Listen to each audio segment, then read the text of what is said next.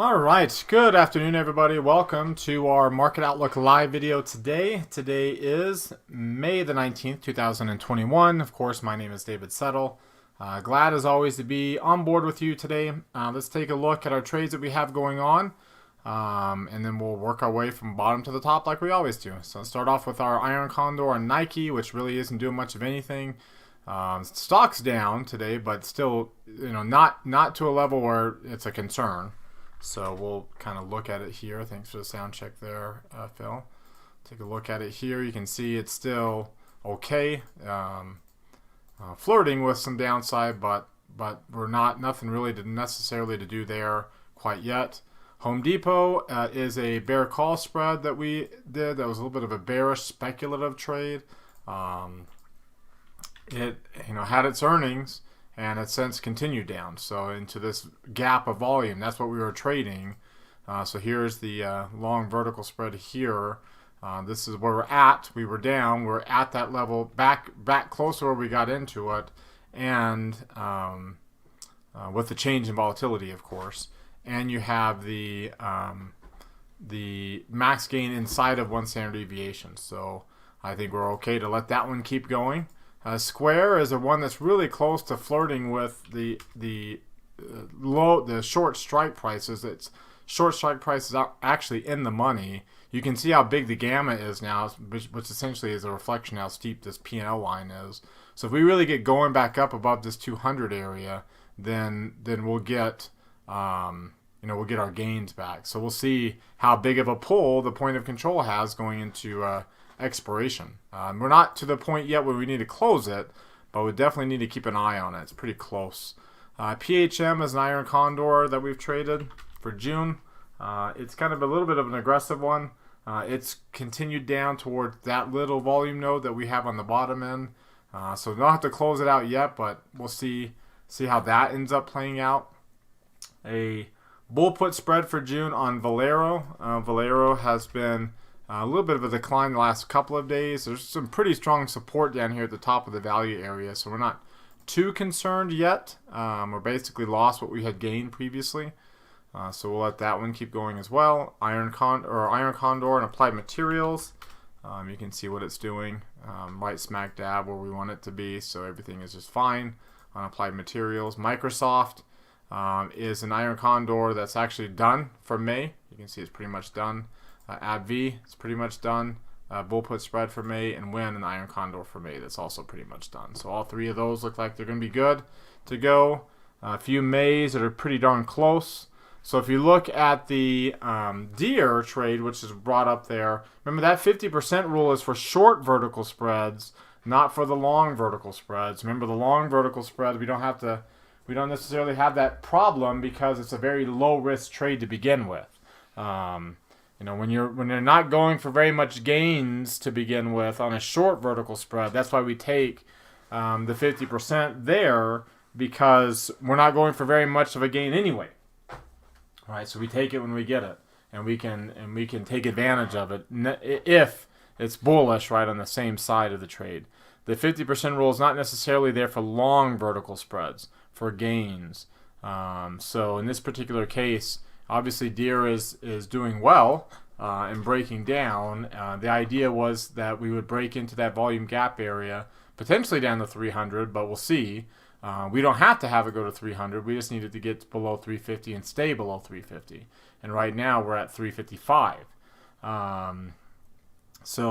And that's how much left we have to make, right? We've got about 850 or a little less than $900. We have about $1,600 left to go because it's a $2,500 reward. So we'll let that one keep going as well, because now you notice it is really getting close to being a positive. Well, it is a positive theta trade now. Obviously, when it gets below 350, it's even more of a positive theta trade. But it's getting to be a positive theta trade. Obviously, it would also be a negative Vega trade once we got on that side too, with volatility dropping. So we'll see how that ends up playing. You can see the delta is a lot more negative now. So we actually have when you look at the group as a whole, we got a pretty low positive. That might change when we look at today's trade idea. So let's look at today's trade, which is also on the bearish side of things. We've been doing a little bit more of those lately. If you take a look at Lockheed Martin, Lockheed Martin has been this great bullish move going right into an old high point, and you can see the convergence here, right? You can see how we really took off with a cluster here at the beginning, and then it's just been converging. A little bit of an ascending triangle with opportunity that it might break out of to the upside. But considering my market posture, I think it's actually the other way. I'm actually looking at it from the other way around, where this declining intermediate line coming off of a lower high point with a relative bearish divergence there. Obviously, that divergence was there on the on the Nasdaq and the on the MACD and the stochastics. You can see the lower highs. The MACD and stochastics both below their moving averages as it's flirting with getting below the 17-day moving average again. You look at the RSI and the CCI.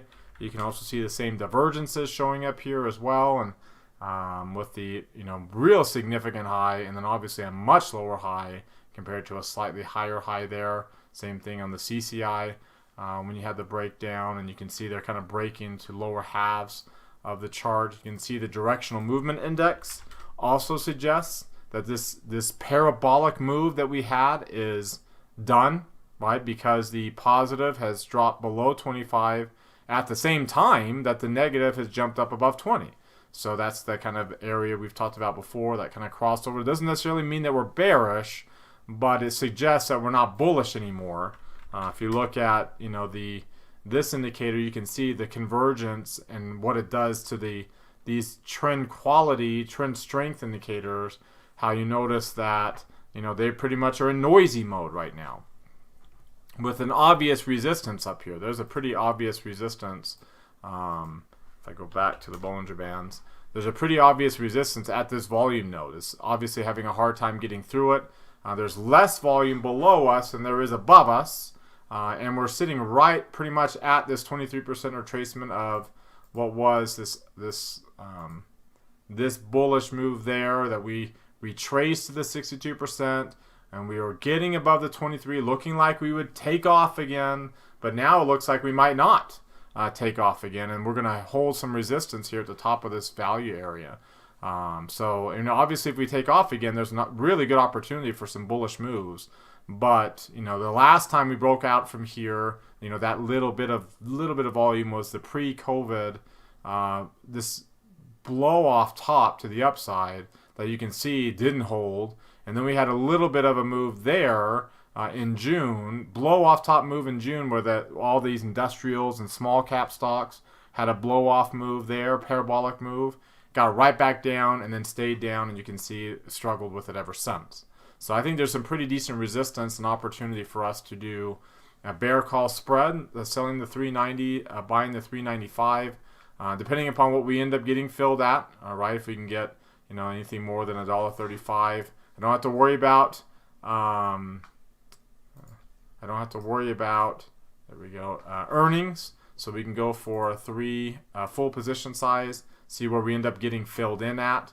You can see where that break even ends up being is right above all those highs. So if I were to go back here, that blue line is right there. So if we break through the volume node, we'll take a loss.